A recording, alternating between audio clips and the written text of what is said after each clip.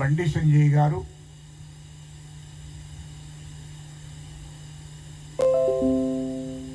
మరి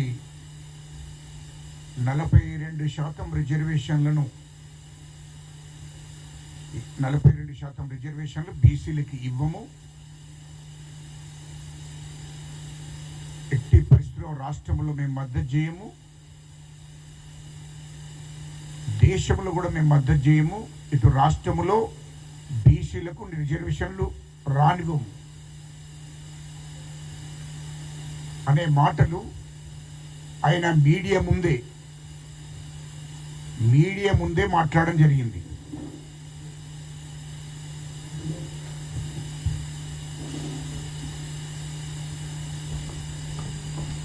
మీడియా ముందే బీసీలకు ఎట్టి పరిస్థితుల్లో 42% ఇవ్వడం జరగదు, మేము మద్దతు చేస్తలేము, ఆ 42% రానివ్వము అనేది కుండబద్దలు గుట్టినట్టు మరైనా కేంద్ర హోంశాఖ సహాయ మంత్రి బండి సంజయ్ గారు మాట్లాడారు. అంటే వాళ్ళ హైకమాండ్ ఈ దేశ ప్రధానమంత్రి నరేంద్ర మోడీ గారు మరి కేంద్ర హోంశాఖ మంత్రి అమిత్ షా గారు మరి ఆదేశాలు ఇచ్చినట్టుంది. బీజేపీ మరి కేంద్ర నాయకత్వం అంతా కూడా ఎట్టి పరిస్థితుల్లో బీసీలకు రిజర్వేషన్లు కానివ్వద్దనే తీర్మానం జరిగినట్టుంది. కాబట్టి మరి బండి సంజయ్ గారు కేంద్ర హోంశాఖ సహాయ మంత్రిగా మేము బీసీలకు 42% ఇచ్చే ప్రసక్తే లేదు, కేంద్రంలో కూడా ఇవ్వము, ఒకవేళ తెలంగాణ రాష్ట్రంలో ఇవ్వవలసి వస్తే దేశవ్యాప్తంగా ఇవ్వవలసి వస్తుంది కాబట్టి ఇటు రాష్ట్రంలో ఇవ్వము, అటు దేశంలో కూడా ఇవ్వము అనే మాట మాట్లాడారు. ఇది తెలంగాణ ప్రజలకు,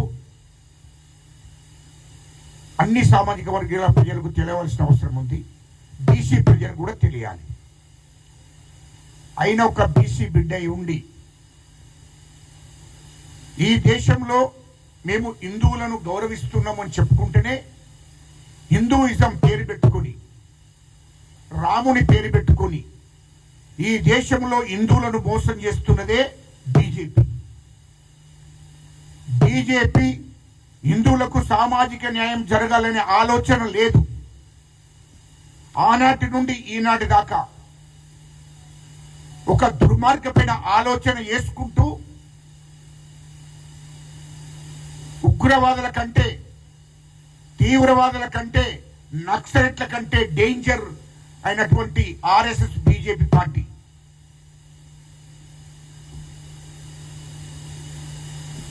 అలాంటి ప్రమాదమైనటువంటి బీజేపీ పార్టీని, ఆర్ఎస్ఎస్ను ఈ దేశ ప్రజలు నమ్మి మోసపోయారు. ఎందుకంటే వాస్తవానికి ఈ దేశంలో హిందువులకు న్యాయం జరుగుతుంది, సామాజిక న్యాయం జరుగుతుంది అని అనుకొని బీజేపీని 3 సార్లు ఎలక్షన్లో గెలిపేయడం జరిగింది ఈ దేశ ప్రజలు.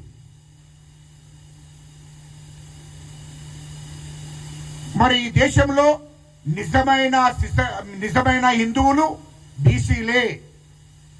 దేశవ్యాప్తంగా 60% ఉన్న బీసీలు హిందువులే. బీజేపీ ఆర్ఎస్ఎస్ పుట్టక ముందే 1000 సంవత్సరాల క్రితం నుండే ఈ దేశంలో బీసీలు హిందువులు.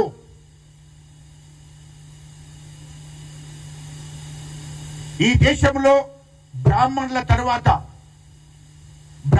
తర్వాత ఈ దేశంలో హిందువులు ఎవరన్నా ఉన్నారు అంటే అది బీసీలే. మరి అలాంటి బీసీ బిడ్డలను మోసం చేయడానికి బీజేపీ ప్రయత్నం చేస్తుంది. ఈ దేశంలో బీసీలకు సామాజిక న్యాయం జరగకూడదు, వాళ్ళకు రిజర్వేషన్లు ఇవ్వకూడదు అనే లక్ష్యం కొద్ది ఉన్నారు. మరి గిన్ని కుట్ర కుతంత్రాలు చేసినటువంటి బీజేపీ బీజేపీని ఆర్ఎస్ఎస్ ను మరి బీసీ బిడ్డలు నమ్మే పరిస్థితిలో ఉండరు, నమ్మరు కూడా.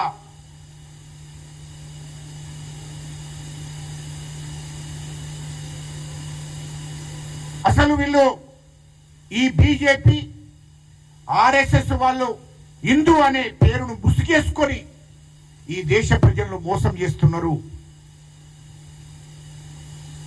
అసలైన ఉగ్రవాదులు, అసలైన తీవ్రవాదులు బీజేపీ ఆర్ఎస్ఎస్ వాళ్ళే. హిందూ ముసుగులో ఈ దేశాన్ని పరిపాలిస్తున్నారు.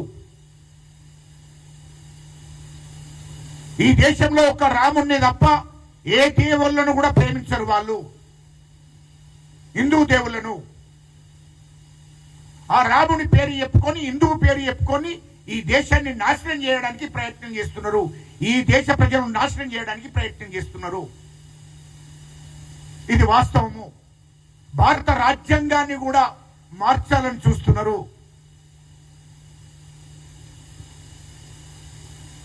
ఇలాంటి దుర్మార్గులను మరి బీసీ బిడ్డలు నమ్మరు అని చెప్తున్నా. ఇయల్లో 42% రిజర్వేషన్ల కోసం 18వ తారీఖు నాడు బంద్ ప్రకటిస్తే అన్ని పార్టీలు దాంట్లో పాల్గొన్నాయి. కానీ ఎవరైతే 42% వద్దనుకున్నారో వాళ్ళు ఆ ధర్నాలో పాల్గొనలేదు. కిషన్ రెడ్డి కానీ, రామచంద్రరావు కానీ, మరి బండి సంజయ్ కానీ వీళ్ళంతా కూడా ఆ యొక్క బంధు కార్యక్రమంలో పాల్గొనలేదు.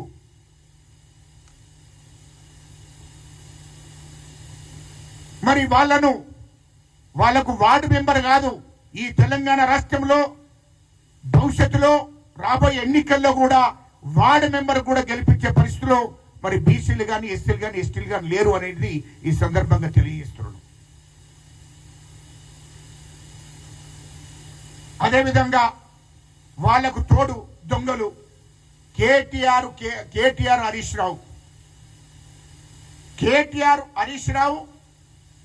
వాళ్ళ పార్టీలో ఉన్నటువంటి, ఎందుకంటే అందులో ఉన్నట్టు బీసీలు, ఎస్సీలు గిట్ట తిరుగుబాటు చేస్తున్న భయానికి మీరు పాల్గొనండి ధర్నా కార్యక్రమాలు, అది బంధు కార్యక్రమంలో చెప్పడం జరిగింది.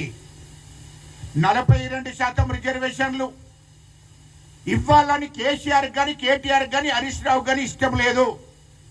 తప్పని పరిస్థితిలో అసెంబ్లీలో సపోర్ట్ చేయడం జరిగింది.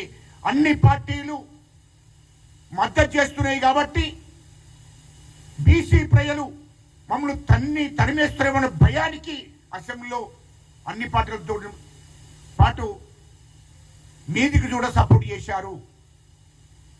కానీ లోపల కుట్ర కుతంత్రాలు ఉన్నాయి కాబట్టి కేటీఆర్ హరీష్ రావు అనేటోడు బంధు కార్యక్రమంలో పాల్గొనలేదు. 18వ తారీఖు నాడు 42% రిజర్వేషన్లు డిమాండ్ తోని ఈ తెలంగాణ రాష్ట్రంలో బంధు కార్యక్రమం చేస్తే దాంట్లో కేటీఆర్ హరీష్ రావు పాల్గొనలేదు. దాని అర్థం ఏంటి? ఎట్టి పరిస్థితుల్లో 42% రిజర్వేషన్లు వీళ్ళకు రాకూడదు అనే ఆలోచన ఉంది కాబట్టి ఆ ధర్నాలో పాల్గొనలేదు. మరి కేటీఆర్ కు మొదటి నుండి బీసీల మీద ప్రేమ లేదు, అహం ఉంది బాగా. అందుకోసమే వాళ్ళు 10 ఏళ్లలో కేసీఆర్ ముఖ్యమంత్రిగా ఉన్నప్పుడు, కేటీఆర్ హరీష్ రావు మంత్రులుగా ఉన్నప్పుడు ఏనాడు కూడా 10 ఏళ్లలో బీసీలను పట్టించుకోలేదు, బీసీలకు సామాజిక న్యాయం చేయలేదు. అందుకోసమే బీసీలకు రిజర్వేషన్ల విషయమే ఆనాడు తీయలేదు 10 ఏళ్లలో. ఆనాడు కూడా బీసీలను అణగదొక్కే కార్యక్రమం చేశారు, ఎస్సీలను ఎస్టీలను కూడా అణగదొక్కారు. ఇది వాస్తవము.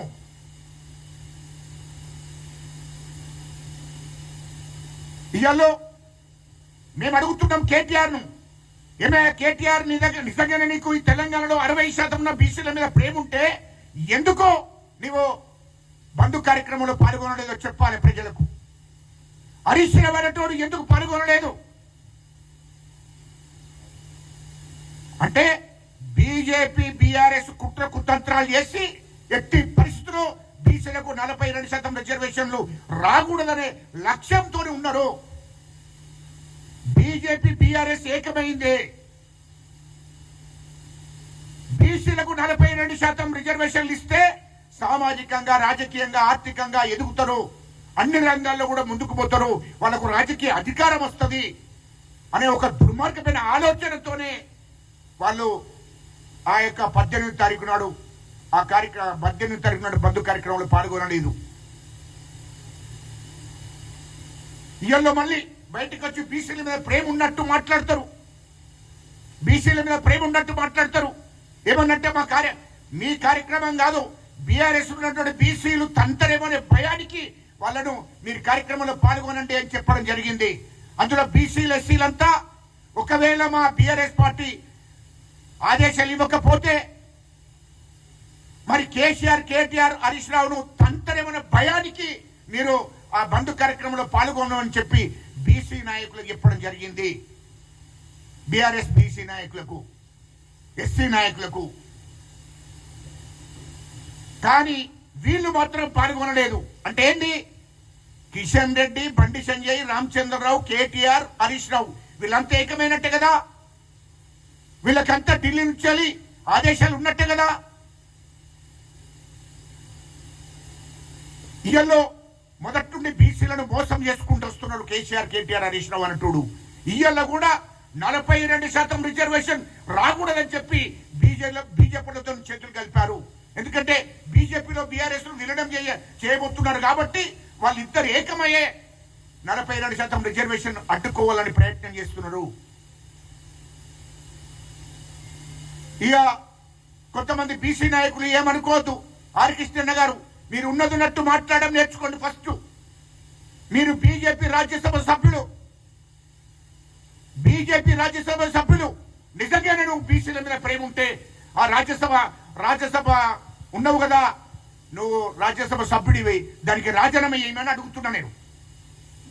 ఎందుకంటే నీ పార్టీ నుండి నువ్వు బీజేపీ రాజ్యసభ సభ్యునిగా ఉన్నావు, ఒక ఎంపీగా ఉన్నావు. మరి ఎందుకు మీ పార్టీ నుంచి పాల్గొనలేదు? ఈటల రాజేందర్ ఎందుకు పాల్గొనలేదు? హరీష్ రావు ఇదేది కిషన్ రెడ్డి ఎందుకు పాల్గొనలేదు? బండి సంజయ్ ఎందుకు పాల్గొనలేదు? మరి అటువంటి పార్టీలో నువ్వు ఎందుకుంటున్నావో బీసీ ప్రజలకు చెప్పు. అటువంటి పార్టీలో నువ్వు ఎందుకుంటున్నావు? నిజంగానే నువ్వు బీసీ ప్రజల మీద ప్రేమ ఉంటే నువ్వు 40 ఏళ్ళ నుంచి బీసీల కోసం కొట్లాడినావు, ఇది వాస్తవం, మేము కూడా ఒప్పుకుంటున్నాం. కానీ నీకు బీసీల మీద ప్రేమ ఉంటే బీజేపీ ఎంపీగా రాజీనామా చేసేయండి అని చెప్తున్నా. ఒకవేళ నువ్వు ఎంపీగా ఉంటే మొత్తం వీళ్ళందరినీ ఎంపీలందరినీ బీసీ ఎంపీలందరినీ ఎందుకు ఏకం చేయలేకపోయినావు? బీజేపీ బండి సంజయ్ గారు స్పష్టంగా చెప్తున్నారు, 42% ఇవ్వరని చెప్తున్నారు. అన్నప్పుడు నువ్వు బీసీ ప్రజల కోసం నువ్వు రాజ్యసభ సభ్యుడిగా రాజీనామా చేయాలి. అది లేకుండా మా కాంగ్రెస్ పార్టీని, కాంగ్రెస్ ప్రభుత్వాన్ని మాట్లాడడం సరికాదు. ఇయలో తీరుమార మల్లన్న గారు నేను మాట్లాడాలని కాదు, మీరంతా ఏం చేస్తున్నారు? ఒక దిక్కు 18 నాడు బంధు కార్యక్రమం జరిగితే నువ్వు పోయి ఎక్కడికో మన ఏదో యాత్రలకు పోయావు. ఇదేంటి? బీసీల మీద మీకు ప్రేమ ఉందా, లేకుంటే బీసీల పేర్లు చెప్పుకొని మీరు అధికారాన్ని అనుభవించాలని చూస్తున్నారా? ఇది అర్థం కావడంలే. అది గుర్తుపెట్టుకోవాలి. ఎందుకంటే నిజంగానే బీసీల మీద ప్రేమ ఉంటే, బీసీలకు 42% రిజర్వేషన్ సాధించాలని ఉంటే నువ్వు యాత్రలకు పోవాల్సిన అవసరం లేదు. 18వ తారీఖు నాడు కార్యక్రమంలో పాల్గొని నిన్ను నాయకత్వం వహించేది ఉండే. కానీ అది కాకుండా మరి వీళ్ళందరితో చేతులు కలిపావా? బీజేపీ వాళ్ళతో, టీఆర్ఎస్, కేటీఆర్, హరీష్ రావుతో చేతులు కలిపి ఈ కార్యక్రమంలో మనం పాల్గొనొద్దని మీరందరూ అనుకోని బంద్ అయినట్టున్నది. ఇప్పుడు వాస్తవాలు మాట్లాడుతున్నా. నేను కూడా సామాజిక ఉద్యమాలు చేసినోడిని, దళిత ఉద్యమాలు చేసినోడిని, తెలంగాణ ఉద్యమం చేసినోడిని. ఏ ఉద్యమం చేసినా చిత్తశుద్ధితో చెయ్యాలి, ఆ లక్ష్యంతో చెయ్యాలి. నీ జాతి ప్రయోజనాల కోసం నువ్వు మాట్లాడుతున్నావు కదా మీడియా ముందట,